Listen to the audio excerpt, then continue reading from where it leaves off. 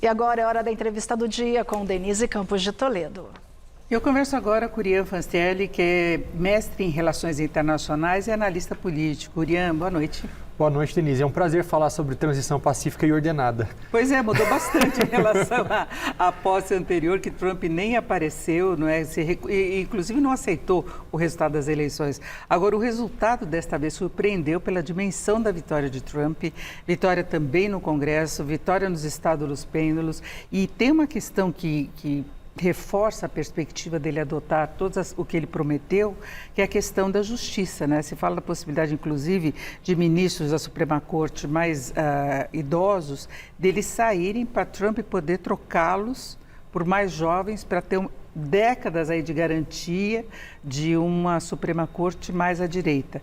Tem um caso também que é de esquerda, que é a Sônia Sotomayor, que tem 70 anos, que ela também pode fazer isso para Biden indicá-la agora, né, para não ter que ser mais uma troca para Trump, mas tem toda uma circunstância que fortalece as promessas dele, não é?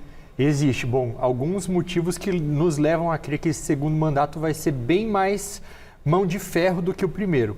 Primeiro porque da primeira vez ele montou um gabinete se cercando de pessoas que ele achava que deveria indicar, ou seja, ele precisava conquistar o apoio das elites norte-americanas, então indicou figuras independentes. Aí o que acontece? Muitas dessas figuras acabaram de alguma maneira discordando das ações dele, questionando o Trump, então não é algo que ele deve fazer agora. A prioridade agora é a indicação de pessoas leais. Então, dentro do seu gabinete vai ser assim. De fato, ele tem o apoio de grande parte do Congresso. No Judiciário, é exatamente isso que você falou. Quando ele foi presidente da primeira vez, já indicou 3 pessoas. Agora poderá possivelmente indicar mais 2. Então, vai ter uma super maioria no Judiciário norte-americano, sem contar aquilo que ele pretende fazer também de concentrar poder, trazendo para mais perto, para o controle do presidente, aquelas agências norte-americanas. Então, ele já tem há bastante tempo atacado o Departamento de Justiça, falando que ele funciona ali como uma arma dos democratas, dos seus oponentes políticos, e vai querer controlar isso agora. Inclusive ele ganhou força para se livrar de todos os processos que ele tem, que também é uma situação inédita, não é? Um presidente que tem inúmeros processos, inclusive contra os Estados Unidos, contra a Constituição, aquela história da invasão no Capitólio, condenação também por falsificação de documentos, mas tudo para em função dessa situação e por ele poder dominar o judiciário também. Exato, é quase como se tivesse todos os ingredientes para uma erosão democrática norte-americana. É óbvio que a gente não dá para falar que os Estados Unidos está à beira de um colapso democrático que vai virar um regime de repressão a partir de agora, não.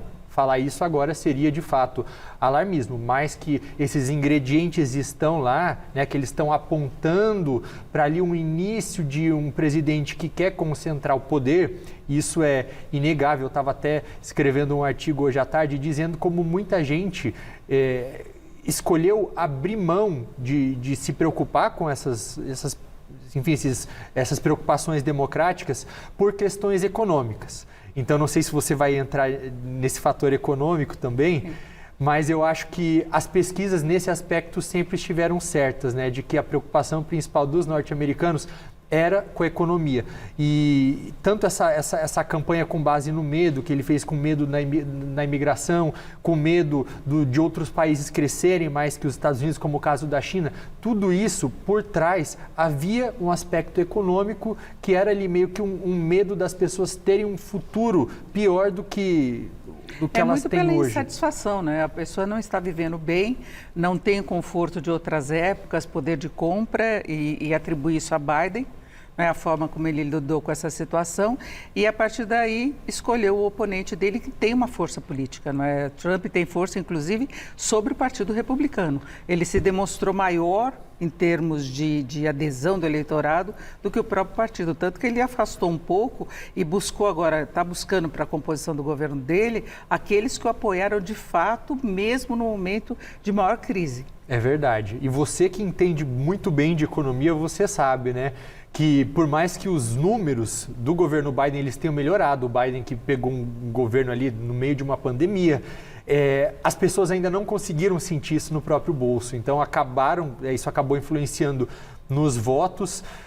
Mas, de fato, assim, complica. A situação ela vai complicar à medida que esse governo novo começar a ser formado, com novos nomes que serão indicados. Já indicou, inclusive, quem vai ser a embaixadora dos Estados Unidos na ONU, uma figura super America First e super de acordo com a ideologia dele, então vai complicar bastante. Que estava com ele, inclusive, no discurso de vitória, né? É o que ele está buscando mesmo, todos os aliados. Agora, há uma preocupação global, do ponto de vista da economia, que talvez ele não entregue de imediato o que ele prometeu para a população local.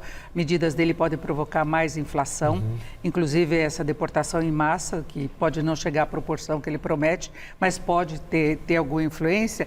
Agora, tem alguns conflitos que preocupam no mundo, a questão de Israel em relação a Gaza e Ucrânia também pela invasão da Rússia, né? Putin negou que ele tivesse conversado com ele, mas ele falou que pararia com esse conflito rapidamente, talvez congelando a situação atual? Pode ser. Queria só, antes disso, adicionar uma coisa que você falou de fato sobre economia, né? Que ele defende essa política tarifária de até 20% de tarifas para todas as importações, 60% para a China. Então a gente pode esperar uma guerra comercial que causaria uma inflação interna também nos Estados Unidos, né? Então, até o mesmo 16 ganhadores do Prêmio Nobel de Economia assinaram um documento, né, corroborando com essa ideia de que isso não vai ser bom para a economia norte-americana.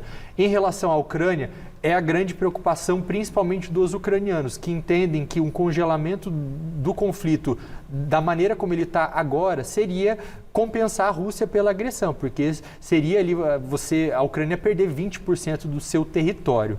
Então, eu entendo que existe uma minoria do governo ucraniano e da população que está empolgada, olha isso, com a ideia do Trump assumir o poder, porque eles entendem também que havia uma certa insatisfação com a maneira como o Biden estava ajudando o país. Sim, ele ajudou em grande parte com armamentos, com ajuda humanitária, com envio de dinheiro, mas ele tinha uma visão bastante restritiva do que deveria ser o papel norte-americano. Então, ele não permitia, por exemplo, que a Ucrânia utilizasse determinados armamentos para atingir o território russo mais para dentro do território. Mas aí tem a ameaça de Putin também de retaliação contra a Europa. E aí entra a questão da posição do Trump com relação à OTAN, que ele não necessariamente precisa sair, isso dependeria do Senado, mas ele pode travar uma série de indicações que dificultam decisões da OTAN a partir do momento que ele toma posse. Pode. Existe uma preocupação, né, assim, dos Estados Unidos sair da OTAN. Até o John Bolton, quando ele foi assessor de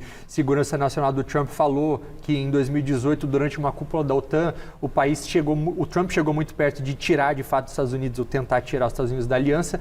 Não foi para frente, obviamente, né? Ele disse que o que o Trump queria, na verdade, nunca foi fazer com que os países atingissem aquela meta de 2% do investimento do PIB de segurança, mas que o Trump queria usar isso como desculpa para aí sim tirar os Estados Unidos da OTAN. Não é algo que deve acontecer, pelo menos no futuro próximo. Acho que a atual figura do secretário-geral da OTAN é bastante importante nesse contexto. Lembrando que o Jens Stoltenberg foi substituído pelo Mark Rutte, que é o ex-primeiro-ministro holandês, que é conhecido pela sua grande capacidade de articulação. Então, ele já até começou o seu mandato meio que elogiando o Donald Trump, dizendo, vocês sabem que a OTAN ela aumentou o investimento, né? Grande parte é graças ao presidente Trump, que fez a pressão dele lá atrás. Mas é desigual, né? A contribuição é desigual dos países europeus dos Estados Unidos. Mas é porque em relação ao PIB, mas fato é que desde 2014 essa contribuição começou a aumentar, então não dá para falar que foi só em 2016 com o Trump. 2014, a partir da invasão da Crimeia, ela começa a subir. Então tinha ali, talvez há 15 anos atrás, pouquíssimos, menos de 10 países que atingiam essa meta. Depois da invasão à Crimeia, ela começa a subir e hoje são pelo menos aí 23 países dos 32 que chegam a esse 2% do Agora, PIB. Uriel, tem outra preocupação antes de nós encerrarmos, a questão climática, né? Nós temos a COP29 agora, Trump rompeu com o acordo do clima, ele nega essa situação toda e a gente tem visto os eventos climáticos, inclusive se fala que a temperatura da Terra já teria subido 1,5 graus, não é, que nós estamos defasados, na verdade, dessa projeção formal, e isso é muito sério, se tratando da maior economia do mundo. Mas mudanças climáticas é uma farsa, e não sou eu que estou falando isso, é um tweet do Donald Trump de 2013. Eu levei um susto. Ele falou isso em 2013, em um tweet que já deixava meio que premeditado o que seria a postura dele quando fosse presidente, e de fato, em 2016, retirou os Estados Unidos do Acordo de Paris, também nos 2, 3 primeiros anos, desregulamentou também ali, foram pelo menos 150 regulamentações E que é ele... contra a transição energética, né? Ele pode estimular os carros elétricos, mas ele estimula a produção de petróleo. Sim, a frase dele drill, baby, drill, né, para perfurar petróleo. Mas a preocupação maior do que tirar os Estados Unidos do Acordo de Paris seria se ele retirasse os Estados Unidos da Convenção Quadro da ONU, porque aí seria mais difícil ainda para o próximo presidente voltar a trazer os Estados Unidos para o Acordo de Paris, como fez o Joe Biden quando assumiu. Bom, nós vamos viver um clima de muita expectativa até chegar a 20 de janeiro, que é a posse efetiva, e depois a formação toda de governo e as primeiras medidas. Ele promete muita rapidez, especialmente em relação aos imigrantes, né? Sim, ele já começou a indicar alguns nomes, inclusive pessoas que ajudaram a desenhar aquelas políticas que ele adotou enquanto presidente de separar famílias. Foram pelo menos 5 mil crianças separadas dos seus pais, e ele usa disso para dissuadir, né, para desincentivar as pessoas. Trouxe exatamente o mesmo nome nesse caso. É isso, nós ouvimos o Urian Fancelli, teríamos muito mais do que falar, mas ele que é mestre em relações internacionais e analista político. Muito obrigada pela presença. Obrigado, um prazer.